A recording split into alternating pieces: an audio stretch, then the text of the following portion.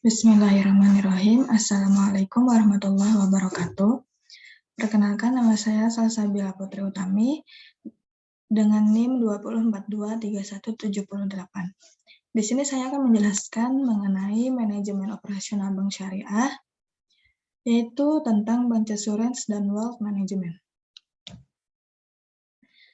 Di sini ada gambaran umum tentang Bancassurance. Bancassurance mulai dipopulerkan di Prancis pada tahun 1970-an dan baru efektif dipasarkan di negara tersebut tahun 1980.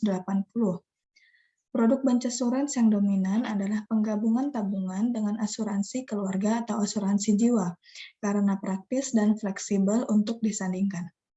Tujuan pembelajarannya adalah untuk mendapatkan harta yang halal, cara mengelola dan memanfaatkannya menurut prinsip syariah Islam, sehingga tidak menimbulkan hal negatif, serta mendapatkan ridho dan berkah dari Allah. Bancassurance tersendiri merupakan aktivitas pemasaran produk asuransi oleh bank yang didasari kerjasama antara bank dengan perusahaan asing, dengan perusahaan asuransi. Pelayanannya bertujuan memenuhi kebutuhan nasabah dan memberikan solusi menyeluruh berupa proteksi terhadap resiko. Aktivitas Bancassurance dapat diklasifikasikan berupa referensi, yaitu kerjasama, distribusi, dan integrasi produk bank dengan asuransi. Terdapat beberapa referensi Bancassurance yang dibedakan menjadi 3, yaitu yang pertama referensi dalam rangka produk bank. Bank merekomendasi produk asuransi yang menjadi syarat produknya nasabah untuk resiko bank dan perlindungan nasabah. Yang kedua ada referensi tidak dalam rangka produk bank. Produk asuransi yang tidak dipersyaratkan dalam produk perbankan yang ditawarkan kepada nasabah. Yang ketiga ada integrasi produk. Integrasi produk merupakan suatu aktivitas kerjasama pemasaran produk asuransi dan bank memasarkan produk asuransi kepada nasabahnya. Pilar-pilar Islamic Wealth Management.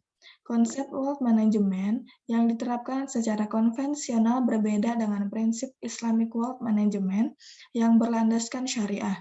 Karena ada perbedaan dalam memosisikan harta dan kepemilikan, pengelolaan, serta pemanfaatannya yang berasaskan ekonomi tauhid. Konsep harta menurut Islam. Alam semesta ini adalah milik Allah Subhanahu wa Ta'ala, sehingga benda yang ada di dunia ini adalah milik Allah, bukan milik manusia. Menurut Dr. Yusuf Qardawi, tidak ada satupun yang bersekutu dengannya. Semua yang ada merupakan ciptaan Allah. Prinsip tersebut ada dalam Al-Quran. Bismillahirrahmanirrahim. Walillahi ma fis samawati wa ma fil ardh. Yang artinya dan hanya kepunyaan Allah lah apa yang ada di langit dan apa yang ada di bumi. Quran Surah An-Najm ayat 31. Setiap aktivitas produksi yang dilakukan oleh manusia hanya sekedar mendaya gunakan, bukan menciptakan benda atau materi. Mencari rezeki yang halal. Islam menuntun agar manusia senantiasa berusaha dalam mendapatkan rezeki yang halal dan meyakini bahwa rezeki yang didapatnya berasal dari Allah Subhanahu wa Ta'ala. Seperti yang diungkapkan Karun dalam Al-Quran. Bismillahirrahmanirrahim. Qula innama autituhu ala ilmin indi. Yang artinya Karun berkata, sesungguhnya aku hanya diberi harta itu karena ilmu yang ada padaku. Quran Surah Al-Qasas ayat 78. Dan juga terdapat pada Quran Surah Al-Baqarah ayat 168 yang artinya, hai sekalian manusia, makanlah yang halal lagi baik dari apa yang terdapat di bumi, dan janganlah kamu mengikuti langkah-langkah setan, karena sesungguhnya setan itu adalah manusia yang nyata bagimu. Quran Surah Al-Baqarah ayat 168. Firman Allah tersebut menunjukkan bahwa manusia dituntut mencari rezeki yang halal dan memanfaatkannya secara baik. Mengelola harta menurut Islam.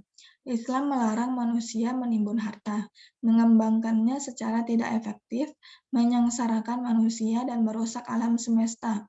Harta yang dimiliki wajib dimanfaatkan untuk orang yang ada di sekitar kita, yakni keluarga, keluarga dekat, orang miskin, masyarakat, serta untuk kepentingan perjuangan di jalan Allah atau fisabilillah.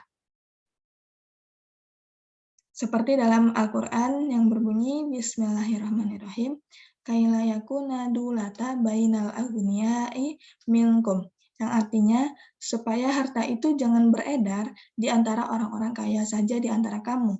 Quran Surah Al-Hasyr ayat 7.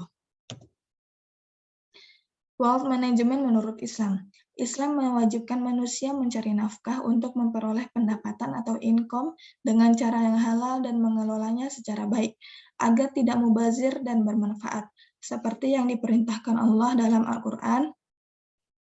Bismillahirrahmanirrahim. Ya ayyuhalladzina amanu anfiqu mimma razaqnakum.